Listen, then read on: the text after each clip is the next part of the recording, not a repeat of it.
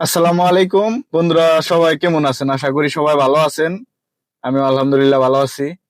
আজকে আইছি ফুফাতো ভাইয়ের লগে দেখা করতে, প্লাস দেশে তো নাই ছিল কিছু জিনিসপত্র আনছে। আমরা যা বলি বাহারাং আর কি। তো কিছু জিনিসপত্র আনছে, ওইটাই নিতে লিগে আইছি। প্রায় 1 ঘন্টা গাড়ি চালাইয়া। তো সে যেই জায়গায় লোকেশন দিছে সেই জায়গায় আইয়া তো আমরা এই যে আমি ওরকম উৎসব হয়ে চাচারও রয়েছে। নিয়ে আইছি, পুষা বয়ে রয়েছি কিন্তু। আবার পাশে আছে ডুরিয়ানের বাগান। হ্যাঁ, আবারও এই দেখেন কোথায় আইছি, আমি আপনাদের দেখাই। সব এক গাছ মিনিট। গাছলা এখানে।